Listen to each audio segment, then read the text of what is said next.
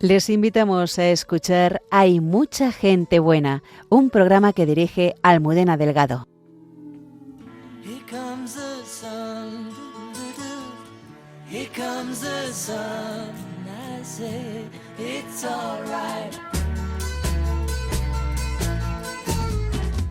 Little darling, it's been a long, cold, lonely winter. Little darling, it feels like years since it's been here. Here comes the sun.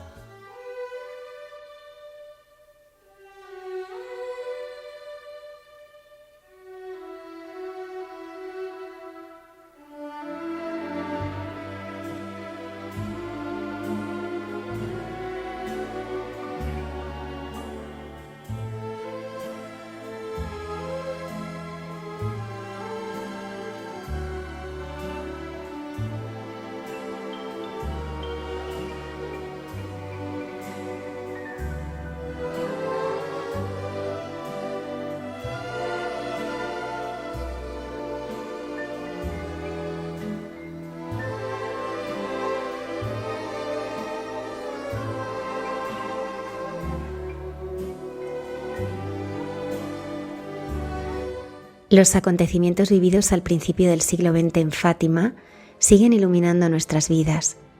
Esta noche nos ayuda a profundizar en ellos la hermana Ángela Coello, superiora general de la Congregación Alianza de Santa María y vicepostuladora de la causa de canonización de la hermana Lucía.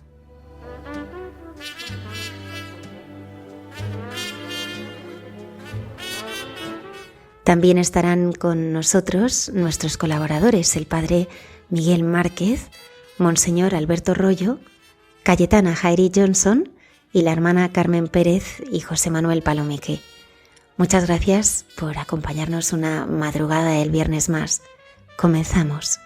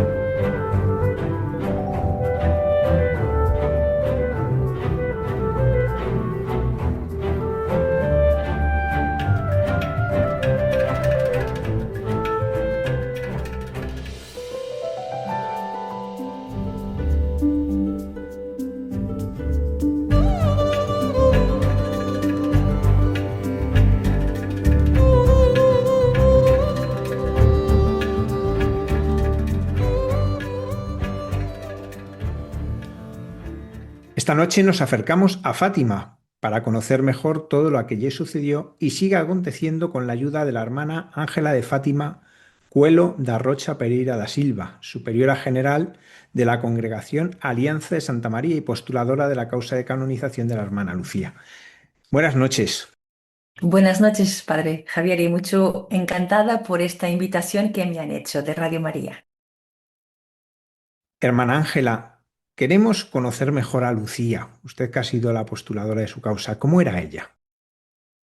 Bueno, una cosa que les puedo compartir, yo la encontré personalmente 5 veces en cuanto estaba viva entre nosotras y su primer impacto que me ha dado en mi alma era que era una persona, y a ver si me explico bien, muy normal. Muy sencilla y muy normal. O sea, yo estaba esperando la vidente, quizás la monja que tenía siempre los ojos mirados hacia arriba, pero la encontré una persona con los pies en la tierra. Se percibía una luz interior que irradiaba en su interior, pero era una mujer muy sencilla, pero muy concreta, que se interesaba por nuestras vidas, nuestras familias, nuestras comunidades. Así que el primer impacto fue muy positivo precisamente por eso. Una mujer como nosotras, que habitaba nuestro tiempo y nuestros lugares, pero claro, tenía el corazón totalmente concentrado en Dios. Y fue eso que encontré en las páginas de su proceso trabajando como vicepostuladora que coordiné el proceso aquí en Portugal. Una mujer muy inteligente, muy pragmática, pero muy espiritual. Vámonos al principio, en el tiempo, y cómo vivió ella las primeras apariciones, las apariciones del ángel. Pues las apariciones del ángel, sea para Lucía que para los pastorcitos, fueron de una intensísima alegría, pero de un sentimiento de prostración. O sea, la visión de un ángel de una naturaleza diferente, distinta de la nuestra, provocó en ellos una grande paz, una grande alegría, pero este sentido de que estaban con mucho peso, digamos así, el peso de la gloria. La cosa que pasó es que con las invitaciones del ángel a la oración, a los sacrificios, empezaron a desarrollar una vivencia de oración organizada, de una vida de adoración eucarística, sobre todo la tercera aparición del ángel, cuando traigo Jesús, Eucaristía, empezaron a sentirse em, llamados por Dios para una vocación especial que todavía no entendían, pero que sí comportaba oración, oración por la paz, adoración y una vida entregue al Señor a través de sus sacrificios para la conversión de los pecadores. ¿Cómo era Lucía en aquel momento? Mira, era una niña, tenía 10 años, Francisco y Jacinta tenían 9 y 7 y 6 respectivamente en el ángel. Era la más joven de su familia, la más pequeña, muy graciosa. Era, digamos, la estrella de la familia, ¿no? Todo se pasaba alrededor porque sabía cautivar, sobre todo con su forma de hablar, su alegría contagiante. Era una niña normal. Su madre les enseñaba la catequesis, así que ya tenía muchos conocimientos de la fe, de la vivencia de los sacramentos. Incluso ya tenía hecho su primera comunión. Así que te puedo decir que era una niña, eso, muy feliz, muy alegre, muy la estrella del grupo, digamos así, muy líder, tenía un carácter fuerte, muy pegada a la verdad, algo que su madre siempre les había incutido, y también a la oración, claro, porque era hija de una familia que rezaba el rosario todos los días, que practicaba la fe, pero claro, como eran niños y todo el tiempo les parecía poco para jugar, cuando rezaban el tercio, el rosario lo encurtaban, no decían la Ave María por completo. Así que después de las apariciones sí empezaron a rezar de una otra forma. ¿Cómo vivió las apariciones de la Virgen? Pues aquí la cosa se ha hecho más intensa, sobre todo desde la primera aparición, cuando la Virgen al final les preguntó si se querían ofrecer a Dios para aceptar con amor aquel que el Señor le enviara. Y este os queréis ofrecer a Dios fue la raíz de toda la vida de Lucía. Iremos ver durante toda su vida que siempre que hay una invitación, yo que sé, a una vocación como de consagrada a un sufrimiento mayor, ella decía, renové mi sí, renuevo ahora mi sí. El sí fue este sí de la primera hora. ¿Os queréis ofrecer a Dios? Sí queremos, de 13 de mayo de 17. En junio, claro, cuando ha sabido que Francisca y Jacinta partirían al cielo, pero ella se quedaría para difundir en el mundo la devoción al corazón de María, tomó conciencia de su vocación. se quedaba para difundir en el mundo la devoción al corazón de María. Claro que no fue una comprensión total de su vocación, pero esta intuición que se quedaba para difundir en el mundo esa luz que ha recibido del corazón de María. Claro, el segredo, la fidelidad por no contar hasta que la Virgen ha dado permiso, todos los curiosos, la gente que aproximaba de Fátima y de de las apariciones, cambió mucho la vida de Lucía y incluso la paz de su familia terminó con las apariciones porque la gente que les buscaba, los curiosos, vivió estas apariciones con mucha alegría también, pero con este sentido de que su vida tenía un propósito, que ella libremente acogió y que el propósito de su vida, el horizonte de su vida sería la paz en el mundo, la conversión de los pecadores, la salvación de las almas y difundir esta devoción al corazón de María. Cuando ella es enviada a Oporto, ¿por qué lo hacen? Sabe que Fátima, en la altura de las apariciones, pertenecía al Patriarcado de Lisboa. Ya se estaba tratando de restaurar la diócesis porque la diócesis de Leiria ya era una diócesis anteriormente, pero fue restaurada apenas en el 18.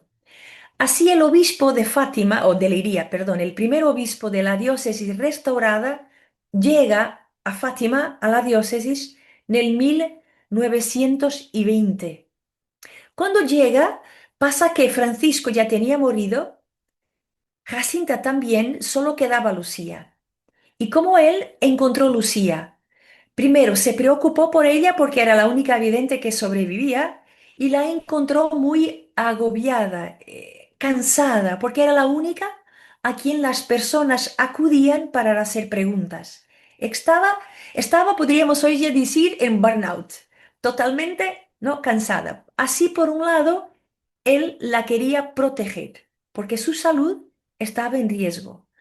Por otra parte, la Virgen ha pedido en junio que los niños aprendieran a leer para que pudiera estudiar en un ambiente protegido. Él la envió a Oporto porque el obispo era de Oporto y conocía a las hermanas Doroteas que tenían un colegio muy bueno en Oporto y ofrecieran, por amistad al obispo, acoger Lucía gratuitamente.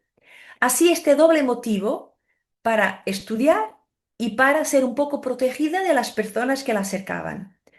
Con todo, el obispo ha pedido permiso, naturalmente, a su madre, incluso a Lucía, porque si no, no la podría enviar, era una menor, tenía 14 años. Así Lucía va al Oporto para estudiar y para un poco descansar de esta gente que la buscaba. En las Doroteas va a encontrar la vocación. ¿Cómo fue ese nacer de la vocación? ¿Fue muy natural o cómo fue sucediendo?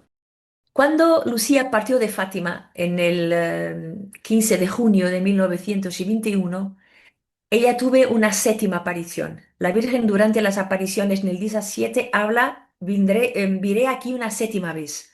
Fue ese día que se marchaba, porque Lucía, toda contenta, acogió el convite, la invitación de obispo a andar a Oporto. Pero cuando llegó el día, su corazón, pobrecita, despediéndose de los lugares y la familia, así, guardando hacia atrás, se puso un poco, ¿no?, angustiada y con miedo de cara al futuro de ir a una ciudad que no conocía.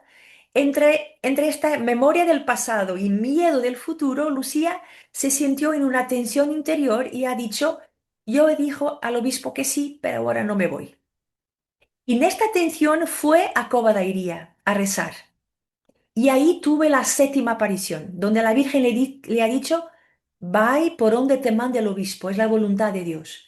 O sea, coloca a Lucía en la obediencia a la iglesia, que será una característica de su vida.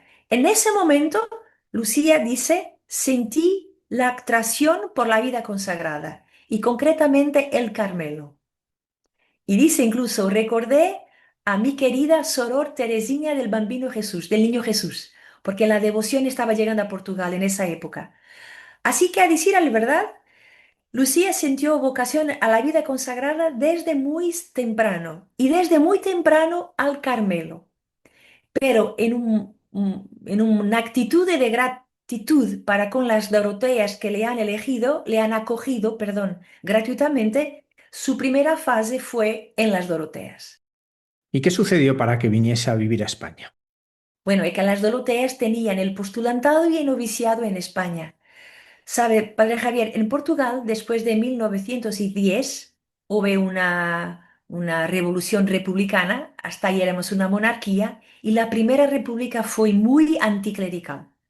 Así que todas las comunidades religiosas fueron expulsas de Portugal y no tenían noviciados.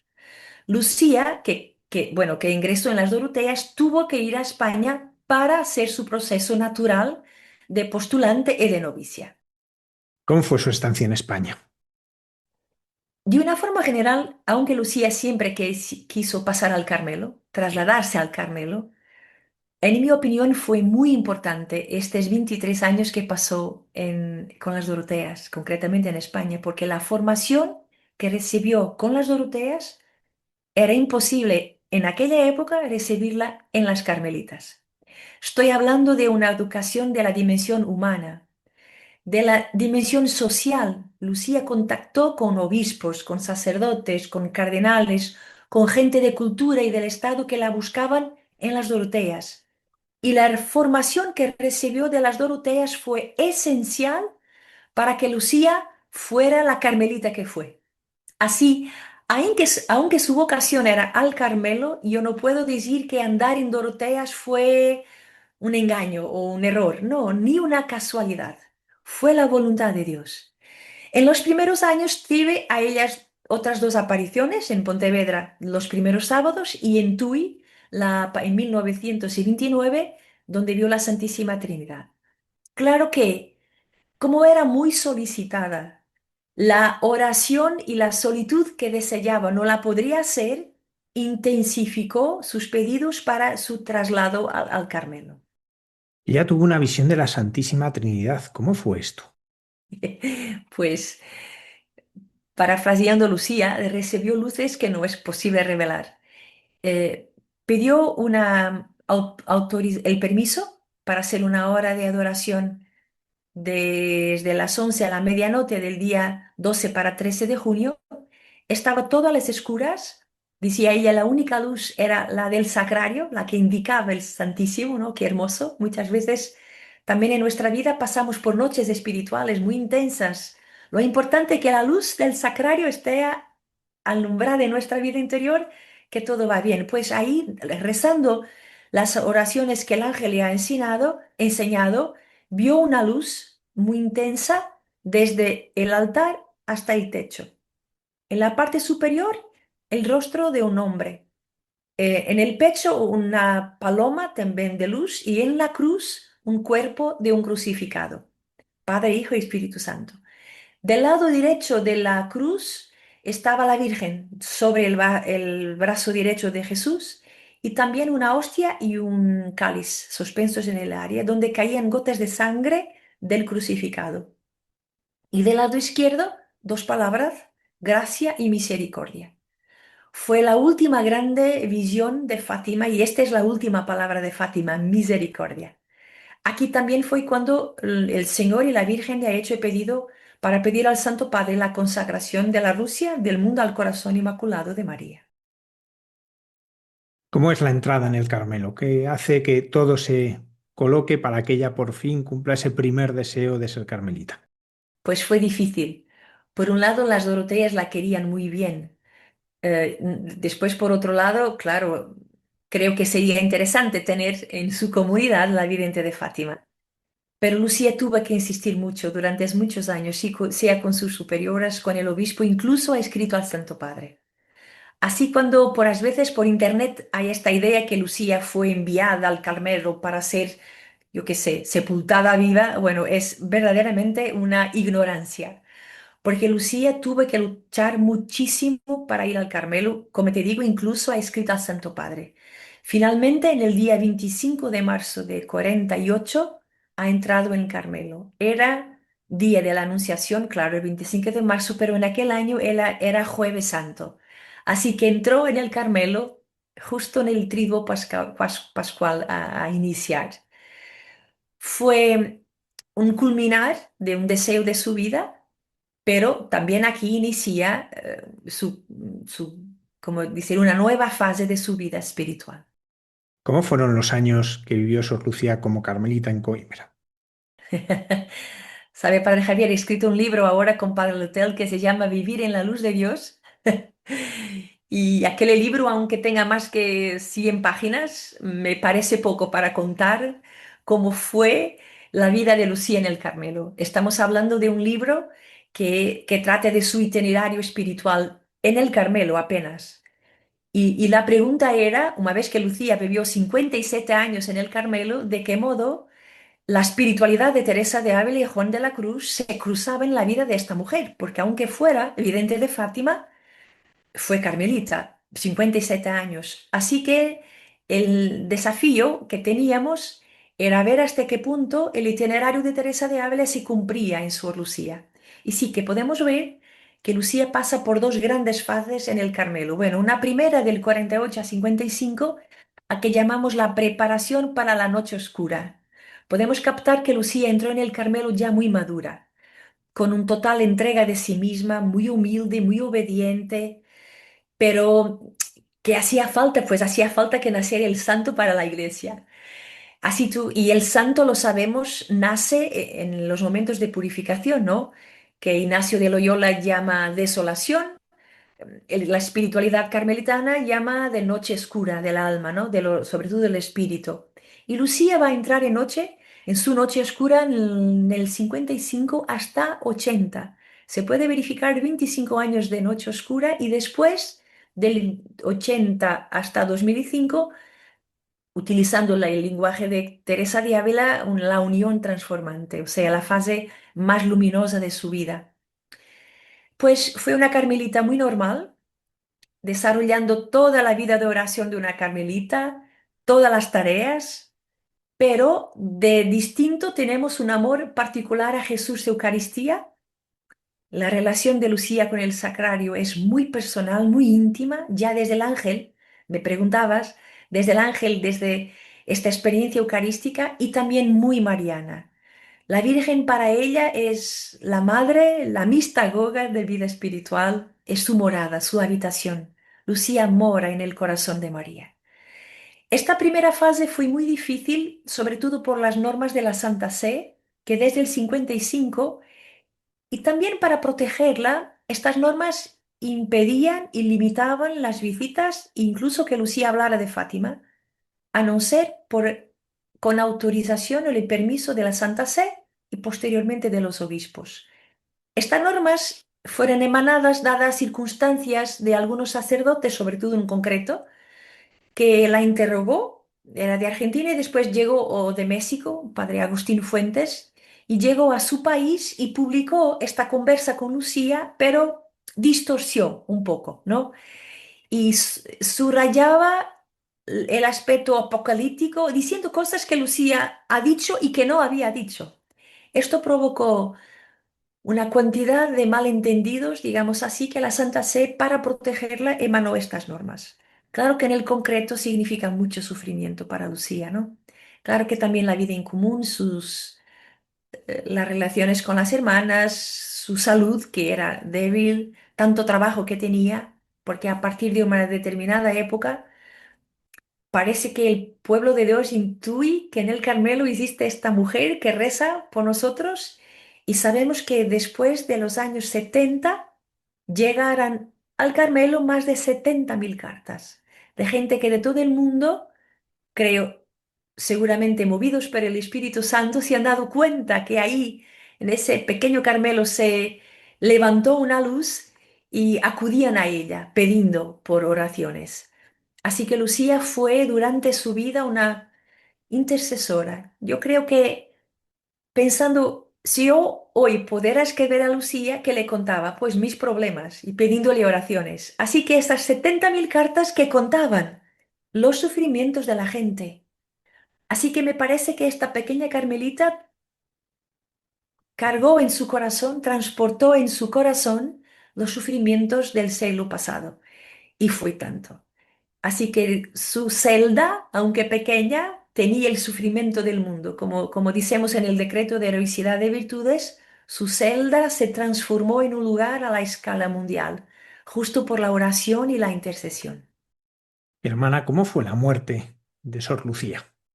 Fue muy hermosa, como siempre es hermosa la muerte de santos, aunque sea siempre una muerte.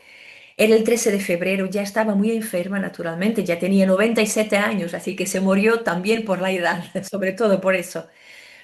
Fue muy hermosa como se muere en el Carmelo con la comunidad, pero el hecho más interesante fue que el Santo Padre Juan Pablo II, enterándose que Lucía estaba para morir, le mandó una carta a través del obispo de Coimbra diciendo que la acompañaba en en su último momento de vida. Lucía ya prácticamente no hablaba, ya estaba en estas fases finales. Cuando el obispo llegó con la carta, la priora de aquella época, Madre Celina, dijo al obispo, ella ya no está aquí. Bueno. Pues cuando dijo a hermana Lucía que tenía una carta del Papa Juan Pablo II, ella le pidió las gafas y hay una foto donde está la hermana Lucía con esa carta del Papa. Probablemente ya no fue capaz de leer, pero la hermana Celina la leyó y pasado poco tiempo, pues pocas horas se murió diciendo que la madre decía, vamos al cielo y él así, sí, con los pastorcitos. Y por el Santo Padre, que llevó mucho en el corazón el deseo de la canonización de los pastorcitos de Francisca y Jacinta y también las intenciones del Santo Padre. Hermana Ángela, a usted el ser vicepostuladora de la causa de la hermana Lucía, ¿en qué la ha ayudado? A mí personalmente digo que yo soy mi director espiritual. Así, leyendo, mira, soy consagrada desde 95, ¿no? Tengo 30 años de vida religiosa y leer el diario de la hermana Lucía, tantas cosas me ayudaron. Primero, me sentí muy pequeña y empecé a no me lamentar tanto de mis sufrimientos, porque no es nada comparado a lo que vivió la hermana Lucía. Me impactó su amor a la Santísima Trinidad y a la Eucaristía. Quizás esperaba muchas páginas sobre la Virgen, ¿no? Y sí están, pero mi grande sorpresa fue ver cómo era trinitaria y eucarística esta mujer. El profundo amor a la unidad, cómo rezaba por la unidad de la Iglesia, por la unidad en su comunidad. Decía, un obispo que no está con el Papa, una diócesis que no está con el Papa, un cristiano que no está con el Papa no está con Cristo. Una comunidad que no es unida no puede dar testimonio del Señor. Esto me ha impactado mucho. Y así que, sobre todo, escribiendo el libro con Padre Lutel, verdaderamente Lucía se transformó en mi director espiritual, ¿no? Me pegó por la mano y todavía me está conduciendo. Ahí está, a abrir mi corazón y a dejar que el Señor me conduzca mi vida con docilidad, ¿sabes? Que no, yo no meta obstáculos a la acción de Dios en mí. Y también me enseñó, bueno, me enseñó tantas cosas, pero una, la conciencia que somos apenas instrumentos en las manos de Dios, que Él es lo que cuenta. Cuando le decían, hermana Lucía, mira, tanta gente te procura, tanta gente te escribe, ella decía, bueno, es todo por Nuestra Señora, no es por mí. Y esta condición de instrumento me ha hecho muy bien, porque a veces, sabes, uno cuando hace conferencias, entrevistas, ¿no? Tiene esta tentación de considerar, ¿no? Que es muy esto, muy aquilo, y no es verdad. Somos todos instrumentos que el Señor se quiere servir, claro. Somos importantes para difundir el Evangelio, pero si perdemos la mirada de que somos instrumentos en las manos de Dios y que Él es el protagonista, no nos transformamos en cauce, pero en obstáculo. No sé si me explico. Perfectamente. Eso me impactó muchísimo, ¿sabes? Y no es que me siento reducida, no, no, todo el contrario.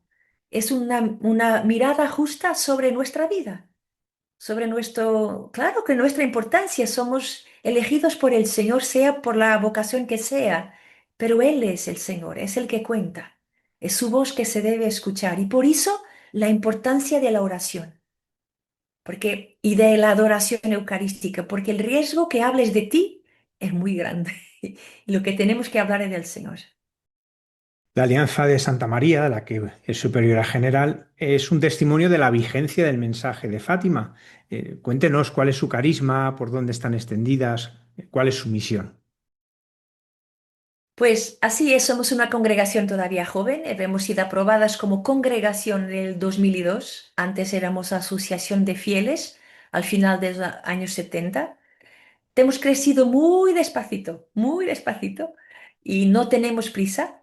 Lo esencial es que las que estamos seamos fieles a la vocación. El carisma es justamente este, vivir y difundir el mensaje de Fátima, o sea, cooperar en la evangelización a través del corazón de María. Llevar el Evangelio de Jesús y su amor a través de este rostro específico de Fátima. Estamos en 7 comunidades en Portugal y 2 en Italia, en Milán y en Roma. Todavía ahora solamente así. Pero como he dicho, eh, tenemos este carisma de vivir para adentro, este carisma de los pastorcitos y para afuera, pues cooperar en todo lo que sea la evangelización, desde la catequesis, a retiros, peregrinaciones, trabajamos con siempre en este servicio de evangelización. No es tanto un servicio social, pero de esta pastoral y que buscamos llevar la importancia de Fátima, aunque no sea exclusivamente Fátima. Nos gustaría hacerle una pregunta más personal, que es cómo descubrió su llamada a seguir al Señor dentro de esta alianza de Santa María. Mira, yo he querido ser, yo ya quiero ser consagrada desde niña. Es una cosa que uno no se explica. He visto una monja y me encantó y quería ser así. Claro que la cosa pasa, ¿no? Pero soy hija de una familia católica y mi papá se murió cuando éramos muy niños y mi madre se mudó de una ciudad donde estábamos, un pueblo en el interior de Portugal, para el Oporto, donde había más posibilidad de educar a los niños. ¿Qué pasó? En este cambio, mi mamá se acercó a una que sería mi fundadora, Clara, que era su amiga desde la escuela, si eran amigas, y se acercó para buscar conforto espiritual, porque estaba viuda, joven, 5 niños. Y cuando nos encontrábamos en el primer sábado, íbamos al convento, a mi primera comunidad, y íbamos a vivir los primeros sábados. Yo de niña me encantaba los chocolates que las hermanas me daban, no me interesaban los primeros sábados. Pero sabe que despacito me encantó la alegría entre ellas y el amor. En aquella época eran solo 5, así que conozco mi comunidad desde muy niña. Y despacito me sentí llamada, me sentía en casa en esta comunidad. El amor a la Virgen, el amor a Jesús Eucaristía, la adoración, este ritmo mensal de ir visitar a mi comunidad, un día me pregunté, pero quizás aquí me sentiría. Y así fue. Claro que después entré en la universidad, yo también quería ser médico, entré en medicina y claro que la idea no estaba siempre presente, ¿no? Fue un camino de amadurecimiento lento, porque me enamoré, vino esta cosa de ser esposa, de tener hijos, ¿sabes? La carrera profesional, todo venía, pero siempre esta llamada desde la infancia que el Señor me quería para Él siempre hablaba más fuerte, yo no podía negar lo que sentía. Y ahí, bueno, con oración, discernimiento, hablaba con mi director espiritual, que era la hermana, fue claro y así, bueno, aquí estoy muy feliz, claro. Hermana Ángela, para terminar me gustaría preguntarle, ¿qué se vive hoy en Fátima? Bueno, hay una pregunta difícil. Bueno, el santuario de Fátima se está preparando para vivir el centenario de las apariciones de Pontevedra, ¿no? De los primeros sábados. Claro que en este momento estamos todavía viviendo el jubileo, bueno, de la iglesia es lo que se vive. Y por ejemplo, hoy mismo he terminado de dar un curso sobre el mensaje de Fátima de 7 horas. Estaban 200 personas. Se vive siempre este entusiasmo creciente por poner en práctica el mensaje de la Virgen. Así que el santuario es una casa donde se acogen todos los peregrinos, sea como sean, de donde vengan, y se les procura dar, ofrecer lo que la Virgen ha pedido, no solo formativo, pero también celebrativo, y también de acogida, sobre todo en el sacramento de la reconciliación y en la pastoral de la escucha, que ahora se está desenvolviendo. Por eso, un grande amor a la Virgen y a los peregrinos de la Virgen, a quien procuramos acoger y formar. Hermana Ángela de Fátima, muchísimas gracias por habernos acompañado en esta noche y ayudarnos a descubrir un poquito mejor a la hermana Lucía y todo lo que sucedió en Fátima, que como nos dice, sigue iluminando el mundo. Muchísimas gracias. Gracias, Padre. Y invito a todos a rezar por la canonización de la hermana Lucía. Necesitamos un milagro ahí que cuento con todos ustedes que nos están escuchando. Cuente con ello. Muchas gracias.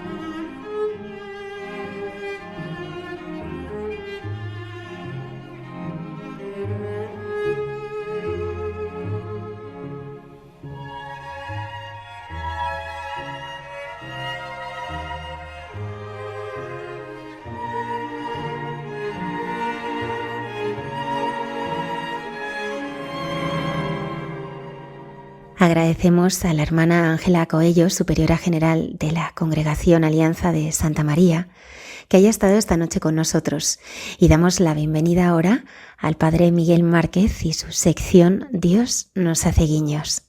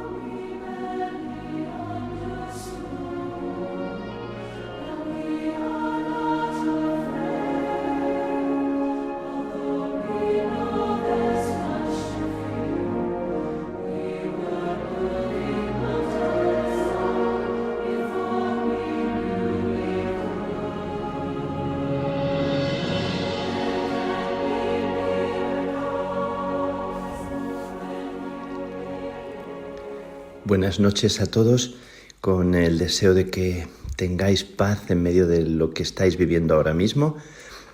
Yo estoy de nuevo en la montaña de Roma, reunido con unas cuantas carmelitas descalzas que están reflexionando una comisión que está trabajando sobre la renovación de las constituciones de las carmelitas. Para todo el mundo son las carmelitas de las constituciones del 1991 y están trabajando muy bien.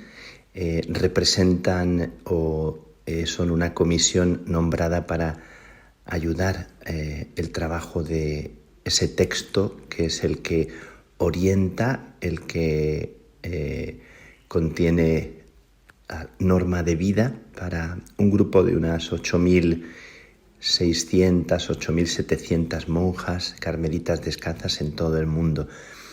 Así que os pido una oración por este encuentro. Estamos aquí en la montaña, en Monte Compatri, con ellas, y quiero compartir con vosotros algunas de las impresiones de los últimos días que me han dejado muy impresionado. Estos días ha muerto Luis Antonio Gómara, que era expresidente de Aspace, y este hombre del norte, este hombre que ha tenido una historia muy, muy especial y cuyo funeral se ha celebrado ayer. Tenía 4 hijos y 2 de ellos con discapacidad, pero sobre todo quiero hablaros de Lucía, que era una de sus hijas con un 97% de discapacidad. Una historia impresionante. Lucía murió hace unos meses, hace 5 meses, y en el funeral Luis Antonio, su padre, habló del regalo de la vida de su hija Lucía. Una vida con tanta discapacidad, imaginaos, un 97%, decía que él había comprendido la gratuidad del amor en su hija, cuya vida se basaba en dejarse querer y cuidar, en sonreír y en tararear canciones. Y decía muy, muy sobrecogido en su funeral que sabía a dónde iba. En medio de la tristeza, en medio de la pena, sé a dónde va, sé dónde está. Qué maravilla encontrarte con el amor cara a cara, con Jesús, por fin, decía su padre, Luis Antonio, en medio de la tristeza, pero también con este sentimiento, con esta actitud tan bonita. Él decía que Lucía, su hija, vino a este mundo para enseñarnos a amar, para humanizarnos al modo de Dios. Bueno, me ha sobrecogido mucho este testimonio de Luis Antonio, y en el funeral han vuelto a leer esa poesía de Martín Descalzo que me encanta, que la digo para recordar a Lucía y también a Luis Antonio, que ya ha partido. Esa poesía que decía: entonces vio la luz que entraba por todas las ventanas de su vida.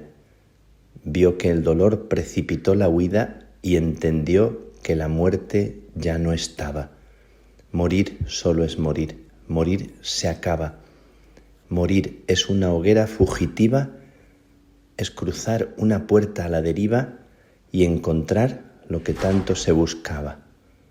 Acabar de llorar y hacer preguntas, ver al amor sin enigmas ni espejos, descansar de vivir en la ternura, tener la paz, la luz, la casa juntas y hallar, dejando los dolores lejos, la noche luz tras tanta noche oscura.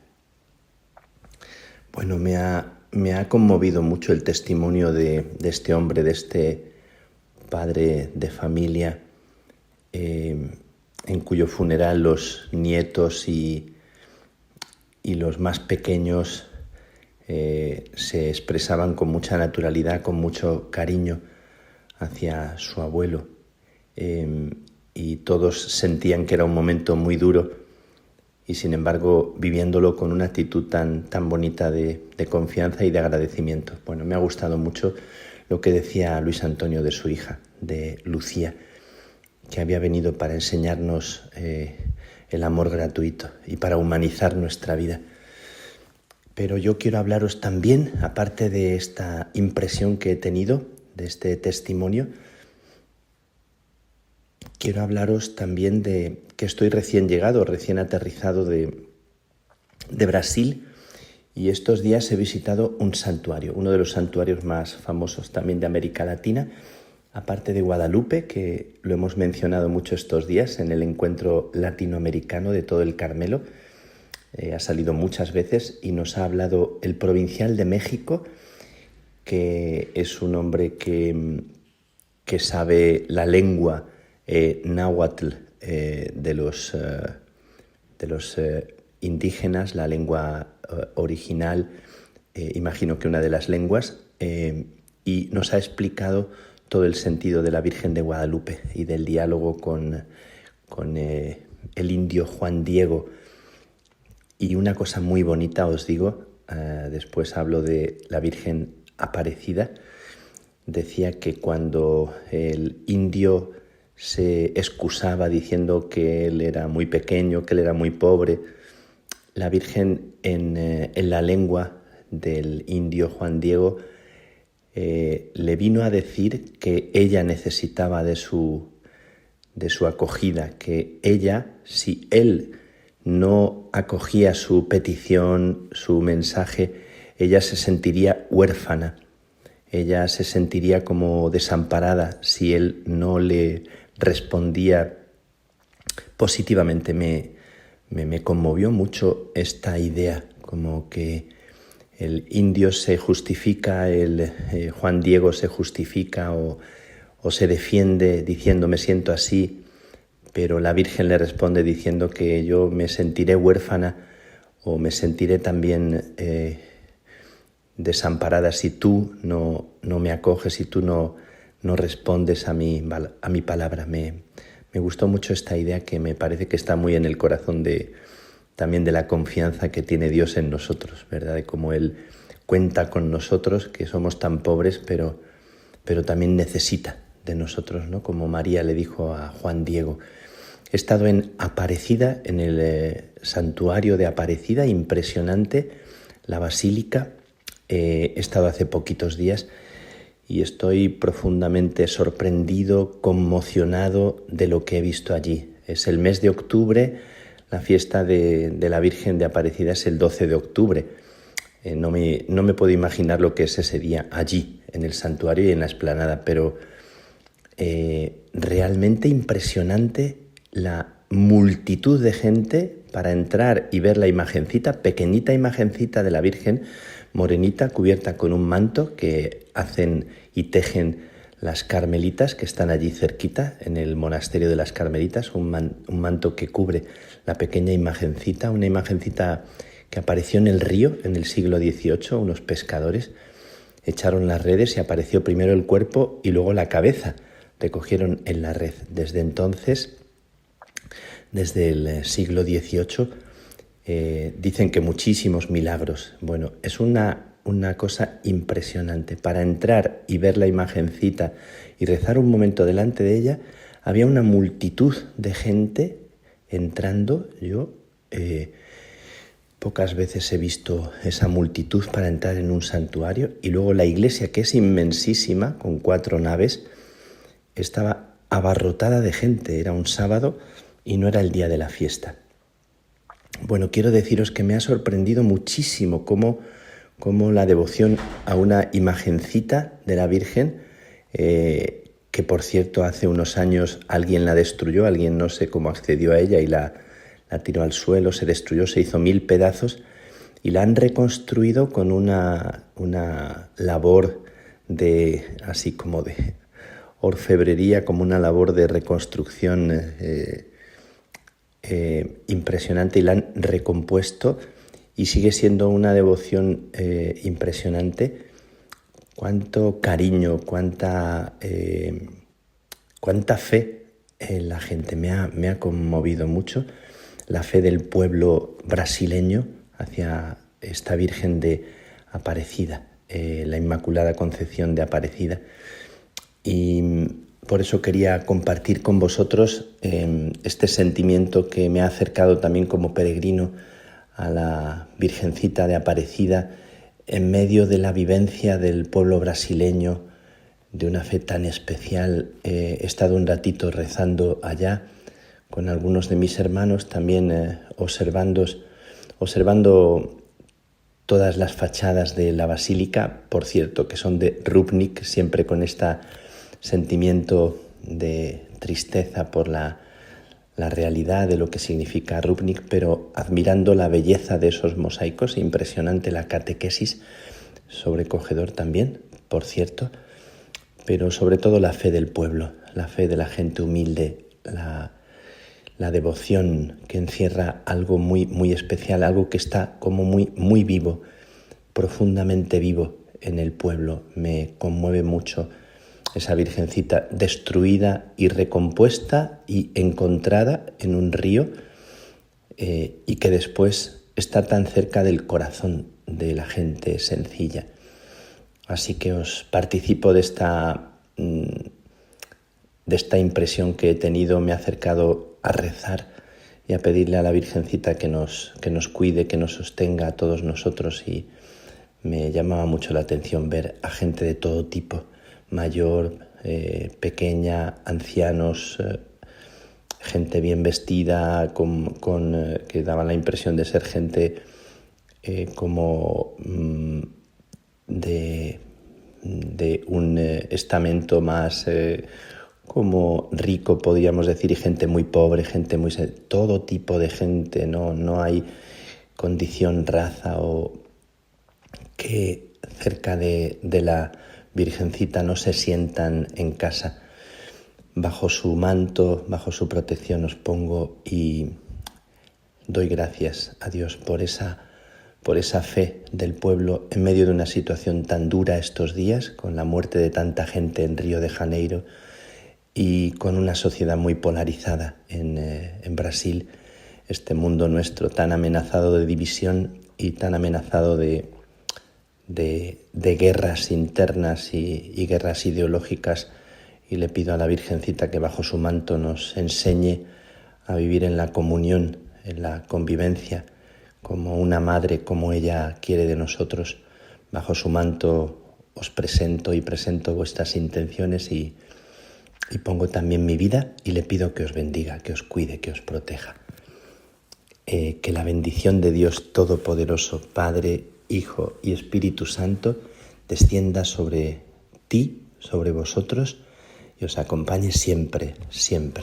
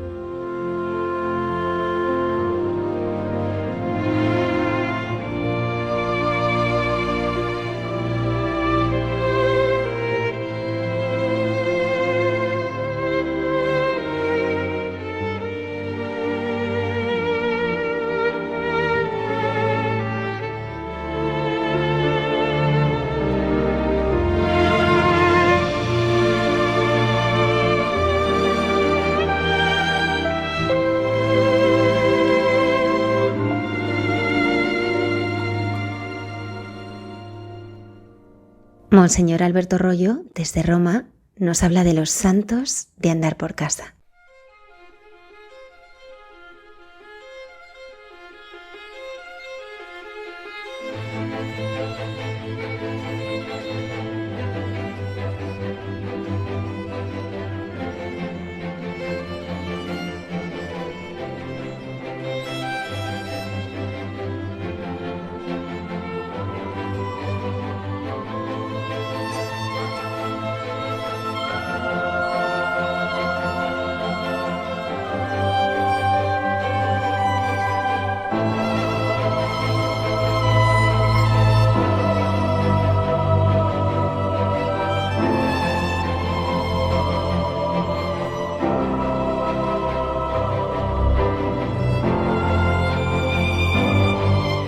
Muy buenas noches a todos los oyentes de Radio María. Si os habéis dado cuenta, en nuestro país y en general en toda la vieja Europa, estamos acostumbrados a ver muchos santos en nuestra historia. En nuestras iglesias hay cuadros e imágenes de santos, muchos de nuestra propia tierra. Todas nuestras diócesis tienen algún santo, nuestras ciudades tienen algún santo patrón. La historia de España está llena de santos y lo mismo se puede decir en el resto de Europa, pero no es así en todo el mundo. Hay países en los cuales muy poquitos han llegado a la gloria de los altares. Esto sea porque la historia es más breve, porque la tradición es diferente. Incluso en algunos países no hay ninguno que haya llegado a la gloria de los altares. Hoy vamos a irnos nada menos que a Sudáfrica, país en el cual muy recientemente, en el 2015, se ha proclamado el primer beato de su historia y por lo tanto el primer fiel que ha llegado a la gloria de los altares. Y además se trata de un caso muy hermoso que merece ser recordado hoy porque a todos, también en nuestra vieja Europa, nos puede hacer mucho bien. El domingo 13 de septiembre del 2015, en una misa celebrada en su pueblo natal, allí en Sudáfrica, a la que asistieron sus 8 hijos y su anciana madre. Por lo tanto, estamos hablando de un seglar. En la provincia sudafricana de Limpopo fue declarado beato Samuel Benedict Daswa. Había sido asesinado en 1990, a los 43 años, y se trata del primer sudafricano que llegaba a los altares como mártir de la fe. Podría parecer una ceremonia de beatificación similar a otras muchas, si bien en este caso llenaba de alegría la iglesia local sudafricana. Por otro lado, el hecho de que este primer beato fuera un mártir tenía resonancias de primitiva cristiandad, con la esperanza que se convirtiera en semilla de nuevos cristianos, como ha ocurrido en otros muchos países. Pero el martirio de Benedict Daswa no es uno más como otros, sino que tiene unas connotaciones muy particulares que nos lleva a recordarlo con especial interés, pues se trata de un mártir de la brujería y la superchería, que con su muerte mostraba su peor cara, la más contraria al ser humano. No pensemos que es un fenómeno aislado y poco frecuente la brujería. Leemos que más del 40% de la población mundial cree en el poder de la brujería, entendida como la capacidad de ciertas personas de causar daño intencionalmente a través de medios sobrenaturales. Los datos provienen de encuestas realizadas en todo el mundo entre el 2008 y el 2017.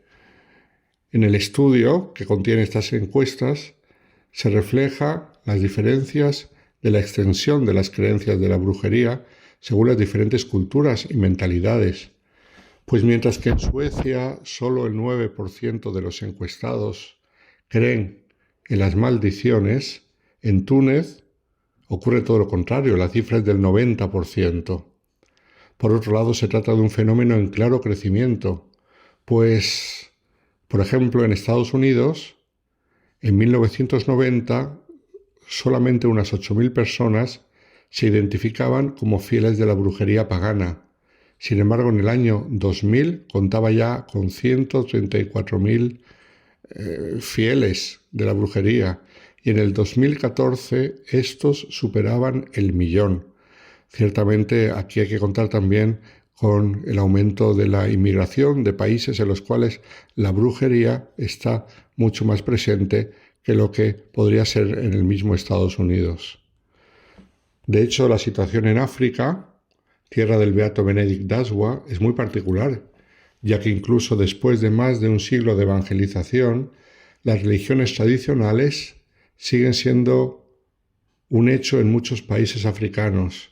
El Papa Benedicto XVI reconoció esta realidad en la exhortación apostólica postsinodal sobre la Iglesia en África, Afrique Munus, en la cual decía: la Iglesia convive diariamente con los seguidores de las religiones tradicionales africanas, con su referencia a los antepasados y a una forma de mediación entre el hombre y la inmanencia. Estas religiones son el terreno cultural y espiritual del que brotan la mayoría de los cristianos convertidos y con el que siguen teniendo contacto cotidiano, y el Papa en esta exhortación advertía sobre la brujería, que explicaba se basa en las religiones tradicionales y que está experimentando actualmente un gran crecimiento. Pues en este contexto vivió Benedict Daswa, al igual que muchos de sus contemporáneos. Había nacido el 16 de junio de 1446 en una población rural de Sudáfrica. Fue el primer hijo de una familia que pertenecía a la comunidad étnica africana llamado los Lemba, o judíos negros. Se trata de un grupo étnico bantú, nativos de Zimbabue y Sudáfrica, con pequeñas ramificaciones en Mozambique y Malawi, que aseguran ser descendientes de los israelitas provenientes de un lugar llamado Sena hace cientos de años y que luego se establecieron en cierta región de África Oriental. Estos llamados judíos negros son unos 70.000 y siguen las tradiciones semíticas, como las restricciones alimentarias de tipo kosher, los ritos de circuncisión masculina y las estrictas normas contra los matrimonios mixtos. Además, llevan nombres de clan que suenan semíticos. Siendo de familia de vida de estilo judío, sin embargo se acercó Benedict al catolicismo a través de un amigo que conoció cuando vivía en Johannesburgo, porque estuvo allí viviendo durante una temporada con su tío. Y a través de este amigo intuyó un modo diferente de concebir la vida, la sociedad, la familia. Poco a poco se fue interesando por nuestra fe y comenzó a asistir a reuniones de catecismo todos los domingos con su amigo que le acompañaba. Tras 2 años de instrucción, Benedict Daswa fue bautizado el 21 de abril de 1963 por un sacerdote misionero y tomó el nombre de Benedict por inspirarse en San Benito de Nursia, eligiendo también como lema de su vida el Ora et Labora benedictino. Fue también confirmado 3 meses después, el 21 de julio de 1963. Después de su bautismo acudió a la escuela normal para obtener el título de maestro de primaria, matriculándose en 1968 como alumno por correspondencia y consiguiendo el grado en 1973. Acabados los estudios, ejerció de maestro y catequista, trabajó mucho con adolescentes e incluso con un gran ánimo, con un corazón abierto, ayudó a familias que pasaban penurias económicas. Preocupado por los estudiantes más pobres, les ofrecía trabajo en su gran huerta con el fin de ganar dinero para libros y uniformes escolares. Su devoción por la escuela y sus estudiantes fue impresionante, ya que construyó nuevas aulas, introdujo jardines escolares y fomentó la participación de los estudiantes en el atletismo y la música. Estaba muy dedicado al bienestar de sus estudiantes y era conocido por visitar a las familias que estaban experimentando problemas, incluso por ir a buscar a los alumnos que decidían faltar a clase. Es recordado en la comunidad como un hombre muy entregado a la enseñanza y que iba mucho más allá de las obligaciones. Era un joven muy respetado, por lo tanto, y se hizo famoso por su honradez, veracidad e integridad. Ayudó a construir la primera iglesia de su zona y el 1 de enero de 1979 llegó a ser el director de la escuela en la que impartía las clases, la escuela primaria de Nueli. Leemos que en una ocasión convenció a un padre que quería casar a su hija con un hombre mayor para que permitiera a la niña completar su educación. Benedict se casó con Shadi Evelyn Monjay, fallecida en el 2008. La boda fue en 1974 y la pareja tuvo un total de 8 hijos. El joven esposo ayudaba a su mujer en las tareas domésticas, algo inaudito en aquella época y en aquel contexto donde vivía. Pero para él era algo hermoso y no se fijaba en lo que era normalmente aceptado en aquella cultura. Él ayudaba como uno más y veneraba a su mujer con gran cariño e inmenso respeto.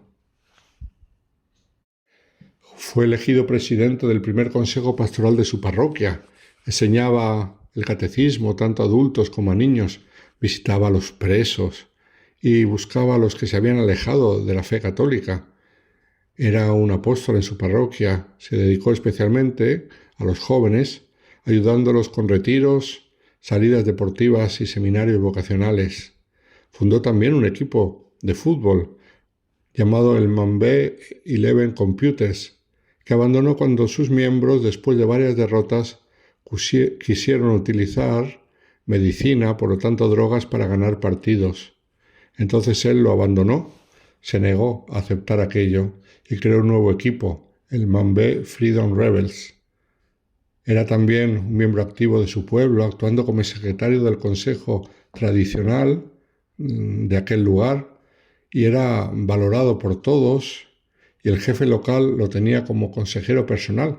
Tenemos que tener en cuenta que en aquella cultura africana los consejos locales de las poblaciones son aquellos que dirigen la vida y toman todas las decisiones según un estilo tradicional. ¿Y cómo acabó un mártir un hombre así, a manos de sus propios vecinos? Pues en enero de 1990, en la zona donde él vivía, en el norte de Sudáfrica, sufrió lluvias y relámpagos inusualmente intensos. Los rayos cayeron en varias cabañas de la zona que se quemaron completamente, y tal desastre llevó al jefe de la aldea donde vivía Benedict a convocar a su consejo para debatir sus preocupaciones, ya que muchos aldeanos no consideraban que se tratara de un fenómeno natural, en su ignorancia y porque había sido un fenómeno muy terrible, como una gran dana, como una tormenta totalmente inusual. Pensaban que pudiese haber un origen sobrenatural. Como hemos dicho, Benedict era secretario del consejo local de los ancianos del pueblo, pero en dicha ocasión no pudo participar en el debate. El consejo llegó a la conclusión de que alguien tenía que ser responsable de aquel tiempo nefasto y que por lo tanto había que consultar a un curandero tradicional para identificar al culpable, para lo cual establecieron una cuota por familia para pagar la consulta del curandero. En aquella época Benedict era director de una escuela primaria, un cargo que en muchos entornos rurales de África infunde gran influencia y respeto. Por lo tanto, muchos acudieron a él para saber su opinión, le explicaron lo que había pasado en la reunión, que él no había estado, y él abiertamente explicó que para él se trataba de un fenómeno meteorológico natural y se manifestó en contra del recurso a la brujería y se negó a pagar los honorarios, con lo que inmediatamente se ganó enemigos en el pueblo. De hecho, la noche del 2 de febrero de 1990, el mismo día en que el presidente sudafricano de Klerk anunció la liberación incondicional de Nelson Mandela, Benedict fue atacado por una turba de jóvenes mientras intentaba limpiar una carretera de árboles caídos. La turba empezó a apedrear el coche que conducía y le hirieron. Sangrando, escapó a pie y encontró una casa donde esconderse, pero al final la dueña de la casa, temiendo por su seguridad, reveló su paradero a la turba. Tras encontrar a Benedict, la violenta muchedumbre cantó y coreó mientras se burlaba de él, le golpeó con porras, le vertió agua hirviendo encima del cuerpo y lo dejó muerto. Al parecer sus últimas palabras recordaron las de Cristo en la cruz: Dios mío, en tus manos recibe mi espíritu. Es interesante que Benedict Daswa fuera secretario del mismo consejo local de dirección de aquella población, que finalmente tomó las decisiones que desembocaron en su martirio. Sirvió a su comunidad como tal, pero fue claro a la hora de distinguir los elementos que estaban en su contradicción directa con la fe cristiana y, por lo tanto, al elegir y denunciar aquello que era superchería y brujería, consiguió ganarse los enemigos y lo que le llevó a la muerte. El funeral tuvo lugar el sábado 10 de febrero. La procesión fúnebre comenzó en la casa de Benedict hasta llegar a la parroquia. Los celebrantes llevaban ornamentos rojos para indicar su creencia de que él había muerto por odio a la fe y por lo tanto como un mártir. Su madre, que como sabemos era de familia de tradición judía, de aquellos judíos negros africanos de los que hemos hablado, más tarde se convirtió al catolicismo y ahorró su pensión para comprar una lápida para su hijo asesinado, bajo la cual años después reposó también su querida esposa Shadi Evelyn. Como hemos visto antes, posteriormente los restos del futuro beato fueron trasladados con honores a la iglesia parroquial el 24 de agosto del 2015. Tras la misa de beatificación, el vicepresidente sudafricano dio las gracias a la Iglesia y a la familia Daswa, señalando que el día en que Sudáfrica vio un nuevo nacimiento, un nuevo comienzo, se refería a la libertad de Mandela, la familia Daswa lloraba a su hijo. El vicepresidente instó enérgicamente a los sudafricanos a decir no a la brujería, decir no a los asesinatos rituales, cito textualmente, porque son muy comunes en el país. El Papa Francisco también elogió el testimonio del beato Daswa durante sus palabras en el Ángelus del domingo tras su beatificación. Alabó la gran coherencia de Daswa, asumiendo con valentía actitudes cristianas y rechazando hábitos mundanos y paganos. Su testimonio, señaló el Papa, se une al testimonio de tantos hermanos y hermanas nuestros, jóvenes, ancianos, niños, perseguidos, expulsados, asesinados por confesar a Jesucristo.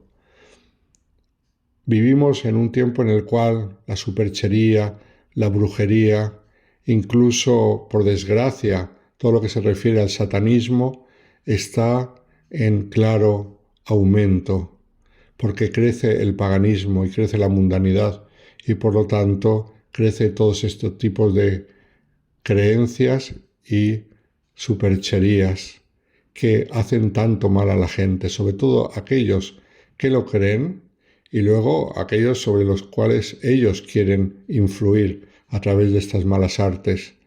El testimonio de Benedict Daswa nos recuerda que el Señor es solamente uno y que todos los demás no son dioses, ni se le parecen, ni se le acercan, ni tienen nada que ver con Él. Y sin embargo, merece la pena estar con el Señor. El Señor es el Dios de la vida. Hay muchos que buscan a los dioses de la muerte.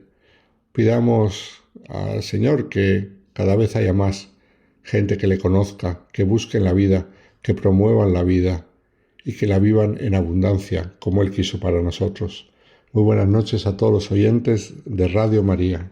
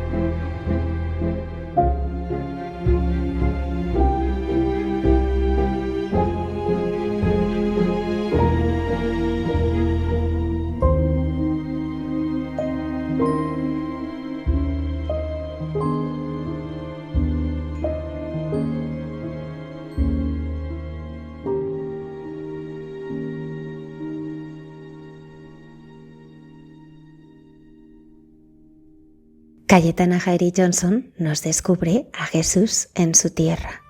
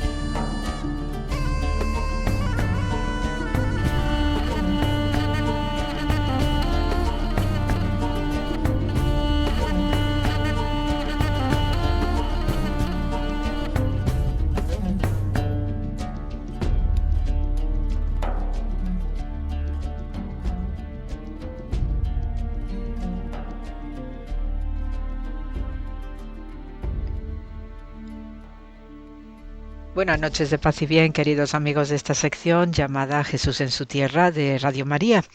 Y bien, pues de estos días que tenemos nuestras misas diarias y las lecturas correspondientes, pues como siempre encontramos algún fragmento, algún pasaje sumamente revelador y que también va de acuerdo con los tiempos que vivimos.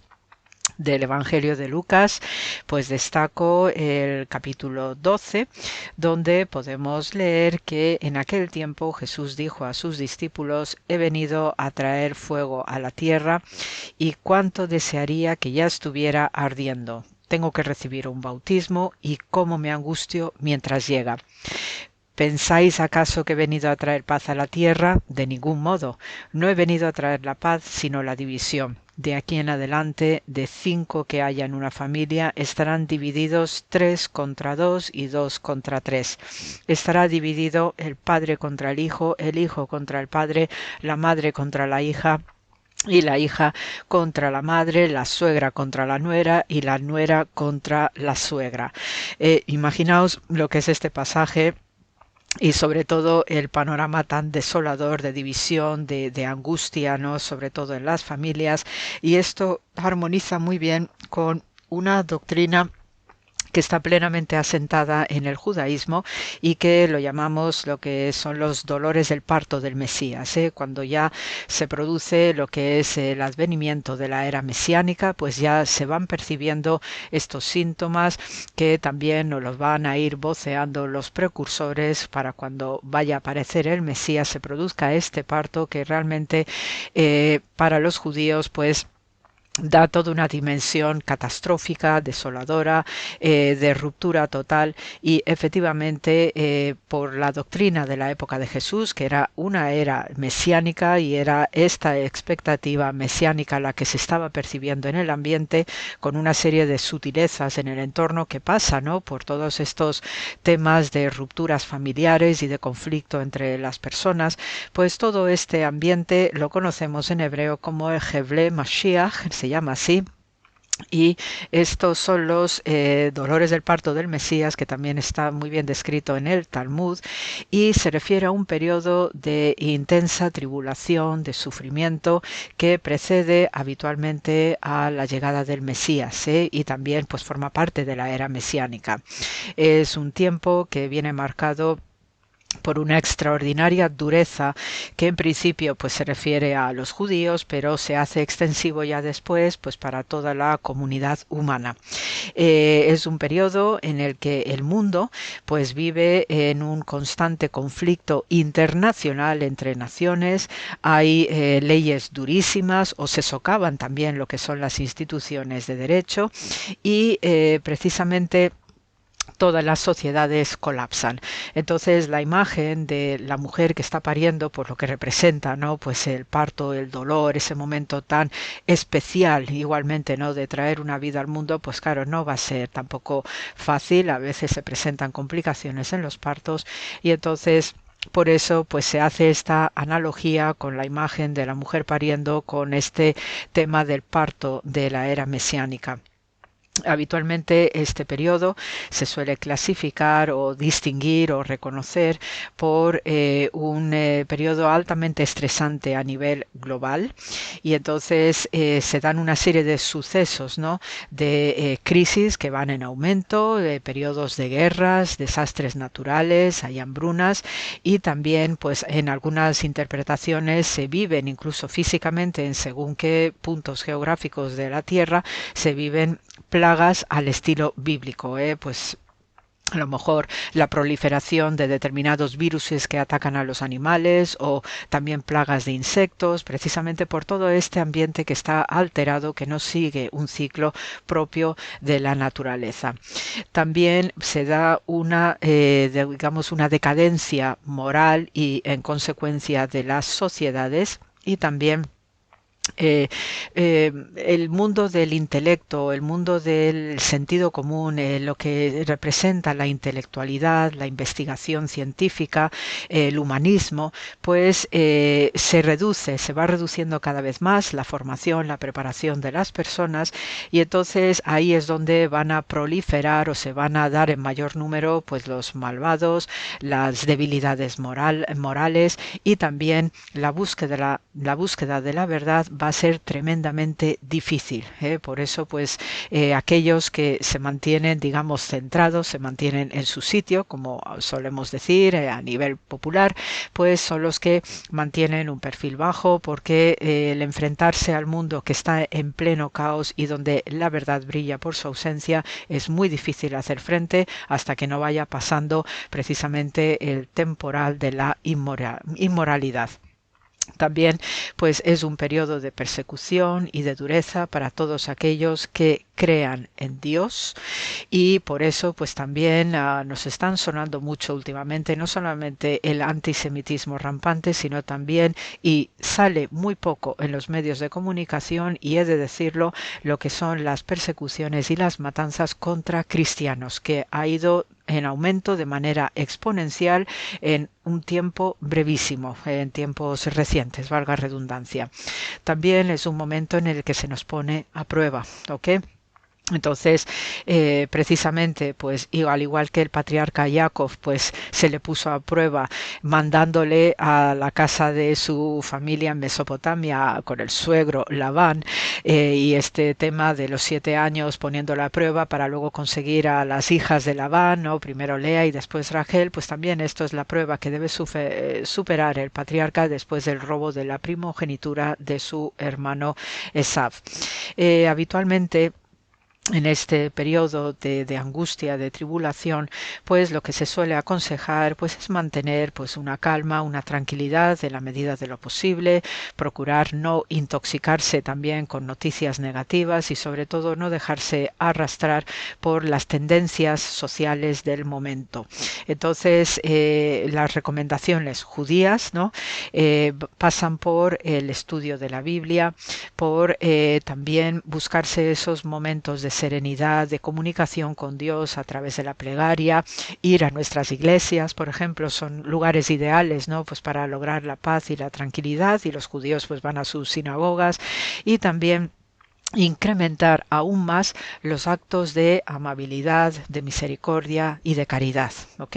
Porque también estos actos pues ayuda a suavizar los dolores del parto del Mesías por la decadencia moral que viven nuestras sociedades. Entonces el incrementar pues en los detalles de la vida cotidiana, el afecto hacia el prójimo, la amabilidad hacia el prójimo, el cariño también hacia el prójimo, ¿no? Aunque sea algún desconocido, ¿no? Igual yo yo por lo menos he experimentado que sonriendo pues a algunas personas cuando voy por la calle y voy a mi trabajo o voy a alguna cuestión cotidiana, pues yo siento, ¿no?, que agradecen esa pequeña sonrisa o una pequeña amabilidad que puedas dar pues cediendo el paso o ayudando a alguien que lo necesite en ese momento puntual, ¿no? También se nos indica que a pesar de la desesperanza y a pesar de que pues a poco que abramos nuestros medios de comunicación y veamos pues los tremendos sufrimientos que vive en nuestro mundo, pues también el judaísmo interpreta este dolor constante que vemos a través de nuestras pantallas de televisión o podamos oír en la radio o leer en la prensa escrita. También se puede ver desde un punto de vista, digamos, constructivo como un proceso de redención.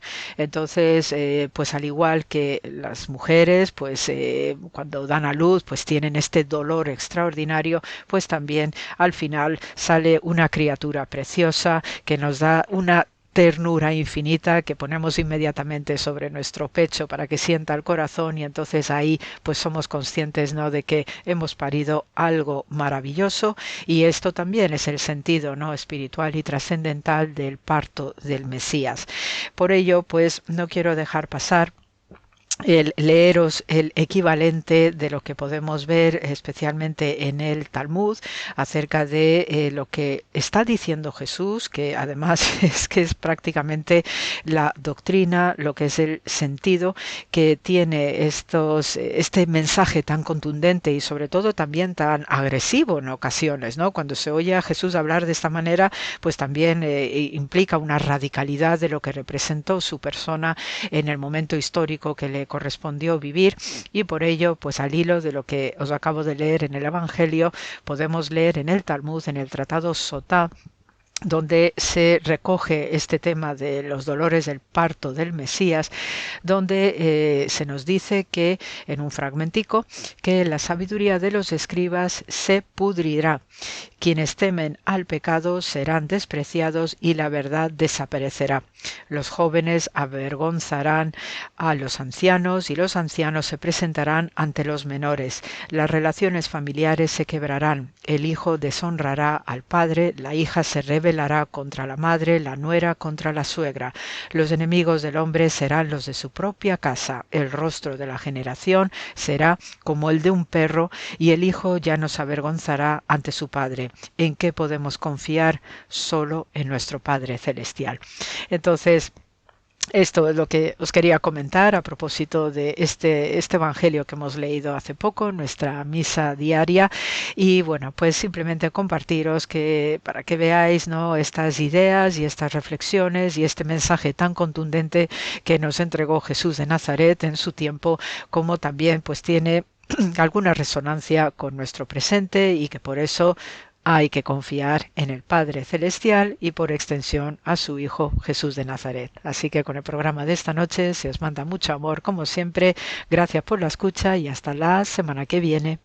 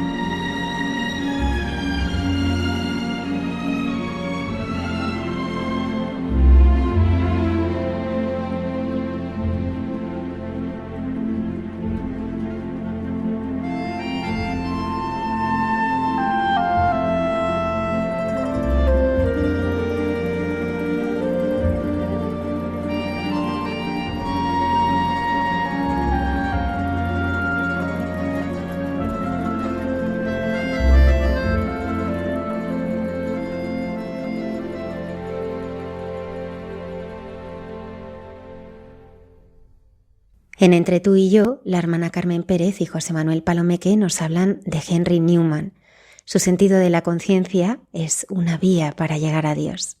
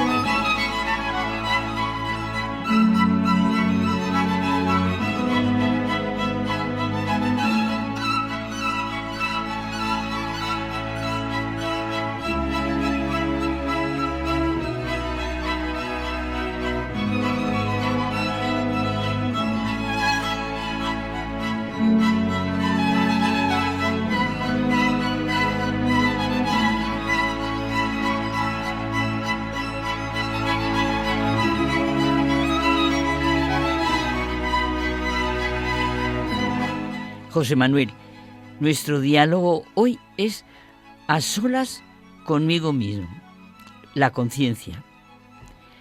Cuando ores, entra en tu cuarto, cierra la puerta y ora a tu Padre que está en lo secreto. Y tu Padre que ve en lo secreto te lo recompensará, nos dice Jesucristo. Estar en intimidad con Dios nos hace conocer su voluntad, conocernos a nosotros mismos, abrirnos a los demás. Precisamente, un día, cuando Jesús acabó de orar, uno de sus discípulos le dijo: Señor, enséñanos a orar. Oye, ver orar a Jesús les tenía que conmover y sentir la necesidad de orar, de pedirle eso, lo que le pidieron. Y nos enseñó, nos enseñó, porque nos lo enseñó a toda la humanidad, a cada uno de nosotros en concreto, el Padre Nuestro.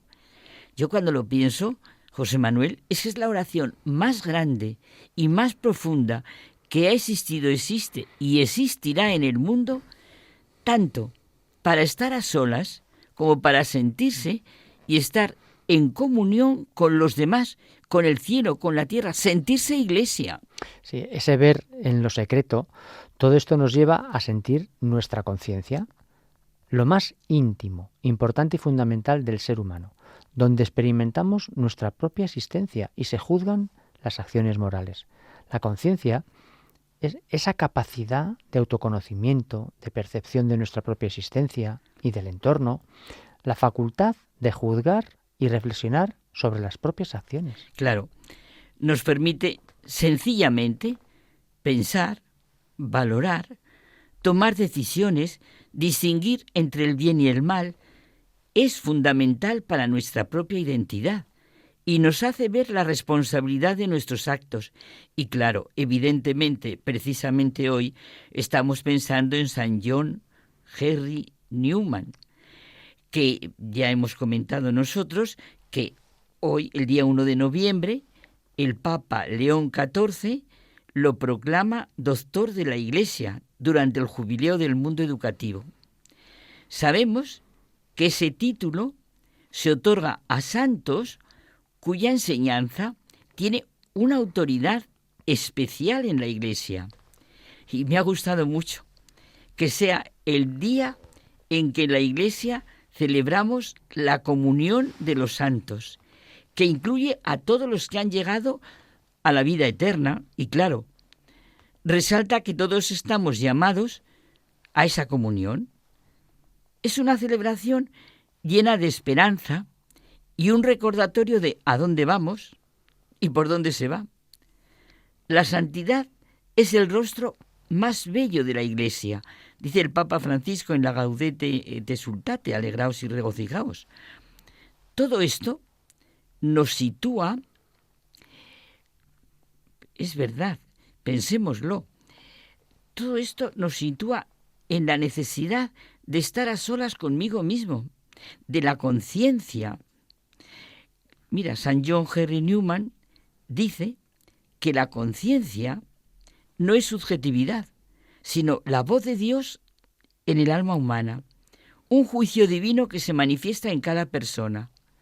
Es el primer y más genuino vicario de Cristo, porque en ella se escucha la ley divina y el sentido del deber. Sí, dice que la conciencia es un tribunal interior que impone deberes. No es una mera conveniencia personal, un yo egoísta, sino que orienta hacia un deber, hacia un ser superior. De ninguna manera la conciencia es una invitación al subjetivismo, sino que nos comunica un sentido del deber y responsabilidad hacia algo más grande que nosotros mismos. Es la vía para llegar a Dios. Eso es lo que es, la vía para llegar a Dios. Es que es maravilloso San John Henry Newman. Contrasta esta visión de la conciencia con lo que muchos piensan de ella, una especie de egoísmo previsor o una creación del hombre para sus intereses. Nada puede anular la conciencia. Si no fuera por esa voz que habla tan claramente a mi corazón, yo, dice San John Henry Newman, yo sería ateo, panteísta o politeísta al mirar el mundo. Bueno, y seguro que muchos, tú seguro, José Manuel, estás pensando en San Agustín. No quieras derramarte fuera, entra dentro de ti mismo, porque en el hombre interior habita la verdad. Y si hallares que tu naturaleza es mutable, trasciéndete a ti mismo. Nos hiciste, Señor, para ti, y nuestro corazón está inquieto hasta que descanse en ti. Es sentido de trascendencia, ¿verdad?, que lo sentimos en todas partes y lo vemos. Mira en la película Los Domingos cómo sale. La conciencia de estar a solas con uno mismo es autoconciencia. Esa capacidad básica en la persona, como decíamos, la siente Teilhard de Chardin en el himno al universo como necesidad para abrirse a todo y alcanzar plenitud al llegar a Cristo, que es nuestro camino, nuestra verdad y nuestra vida. Es que a lo mejor nos hemos acostumbrado a estas palabras, ¿verdad? Camino, verdad y vida. Pero como estamos hablando a solas con nosotros mismos, escuchémoslas en nuestro interior como un horizonte nuevo que se nos abre. El trabajo interior de un alma es tan importante como la lucha por un mundo mejor.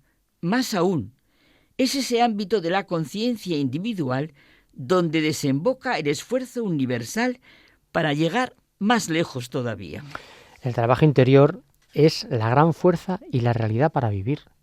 No es posible el propio conocimiento, el esfuerzo por vivir en verdad, la lucha por el mundo sin ese trabajo interior, sin abrirnos y ser conscientes de nuestra propia conciencia individual. Bueno, es que ni es posible abrirnos a nosotros mismos, ni a una auténtica autoestima, sin la conciencia y sin la labor interior. Cuando se lee el Evangelio, sin ideas preconcebidas, sintiéndolo en nuestro interior, se advierte sin lugar a dudas que Jesús vino a traernos verdades nuevas sobre nuestro destino. No solo una vida nueva, superior a aquella de que nosotros tenemos conciencia, sino también y realmente un nuevo poder, una nueva genealogía, una nueva familia, una nueva fuerza para poder actuar sobre mis situaciones concretas, un poder, una fuerza, una vitalidad nueva que dan el creerse y el saberse como hijos de Dios, porque Jesucristo no es de ninguna manera solo el amigo, el hermano. Jesucristo es Dios. Y nuestra conciencia abierta a la trascendencia, al misterio, lo necesita esto que decimos y lo sabe así. Si a solas con uno mismo uno se dice esto, convencido, confiado, me he encontrado a mí mismo, he encontrado mi destino. Y ahí se pone en pie la fe y la esperanza tan necesarias. Sí, claro. Y desde luego el amor, el único que puede tomar y reunirnos a todos los hombres desde el fondo de nosotros mismos, por nuestro interior, y nos da la plenitud al unirnos en lo que realmente es nuestra condición y nuestro destino. Es verdad que el amor es lo primero y único que está en condiciones de contemplar a la persona en su singularidad, en su verdad. Esto es el Evangelio de Jesús, la buena nueva suya, pues que descubramos lo único necesario y vital para en nuestro interior. La conciencia y el amor están en intrínseca relación, porque tanto la conciencia como el amor requieren de mi interioridad, de lo que me es único y personal. La misión de la conciencia es descubrirme lo que es necesario para mi condición humana, para mi ser de persona. Y esto es así porque la conciencia me pone de manifiesto mi libertad y responsabilidad, mi capacidad para realizar lo que es bueno que haga, juzgar la realidad que es mejor, ser coherente y hacer lo que realmente me realiza y hace bien. Sí, ha sido una llamada buenísima la de San John Henry Newman a la conciencia. Es que se trata de esa única y exclusiva posibilidad mía de vivir y realizar en cada circunstancia lo que Max Scheler llamó valores de situación.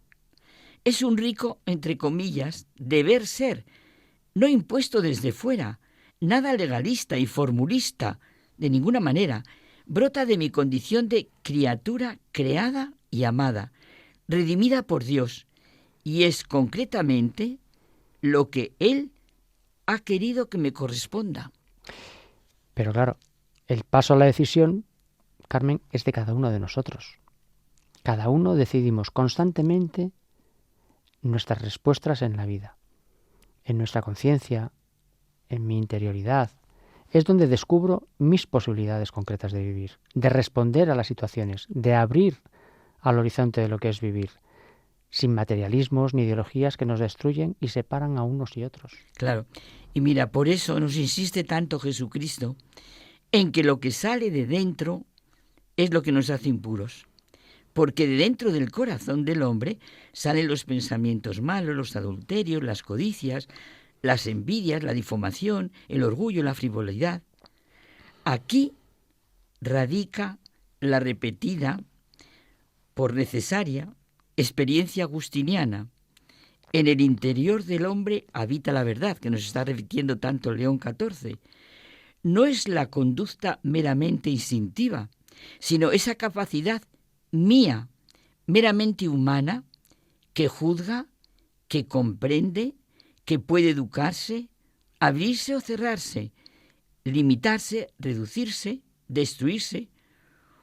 Una vida, a partir de la conciencia, es una vida personal, ¿no, José Manuel? Así es, Carmen. La conciencia, que es el sagrario del hombre, que decía el Concilio Vaticano II.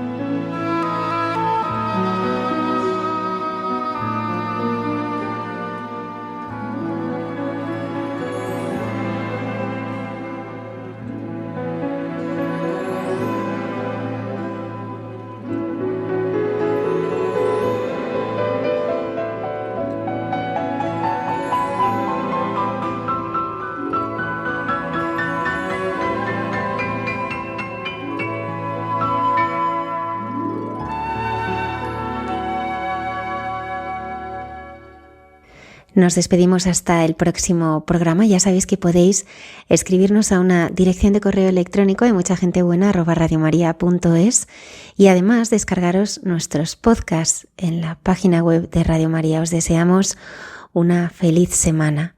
Gracias por estar ahí.